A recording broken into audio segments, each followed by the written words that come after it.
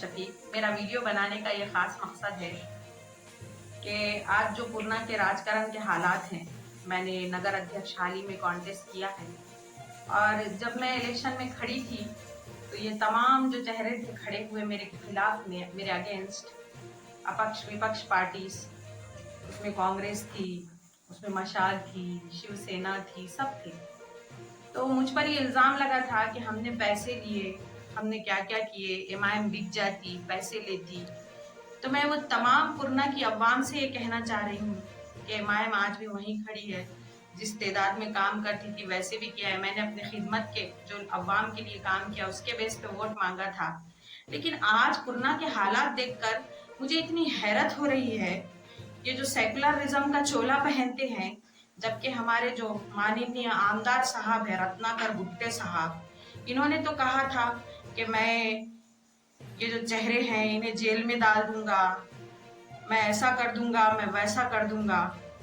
और आज मैं देख रही हूँ कि क्या दोस्ताना हो चुका है पूर्णा के अंदर, क्या क्या हो रहा है पूर्णा के अंदर। तो कभी कोई इसमें जा रहा है, कोई किसी के खांधे पे हाथ रख रहा है, जो एक दूसरे को जेलों में डालने वाले थे आज दोस्तियां कर रहे हैं। तो ये जो अवाम को बेवकूफ बनाने का ये जो चेहरे काम करते हैं और वक्त पर इनके छोटे से इनके सबसे बड़े हक को, जमहूरी हक को खरीदते और इन्हें अपाहिज और लाचार बना दे रहे हैं, जहन से भी और कामों से भी। तो इनसे मैं ये पूछना चाह रही हूँ कि जब आप जेल में डालने वाले थे साहब, तो अपनी सत्ता को बरकरार रखने के वास्ते, अपने तमाम चीजों को बरकरार रखने के वास्ते इनके कांधों पे हाथ आपने क्यों रख दिए? जेल में डालते थे, दुश्मनी निभाते थे तो निभाना था, इतना दोस्ताना बनाए।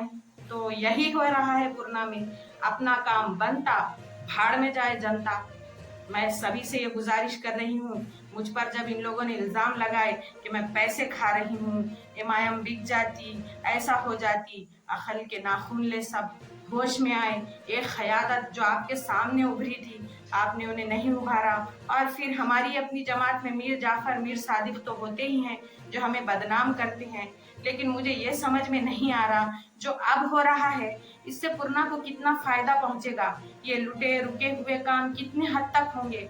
ये को लूट के खाने वाले हैं, कभी इधर कभी उधर, सिर्फ अपने मफाद परस्त है, मफाद के बारे में सोचने वाले हैं। मैं सबसे गुजारिश कर रही हूँ कि हमेशा सोच समझ कर फैसला लीजिए, अपने वोट का सही इस्तेमाल कीजिए। ये जो कांग्रेस के चोले पहन के आए थे, किसके किसके चोले पहन के आए थे, आपको 1500 रुपए दे दिए कि बस पलट गए सब उधर।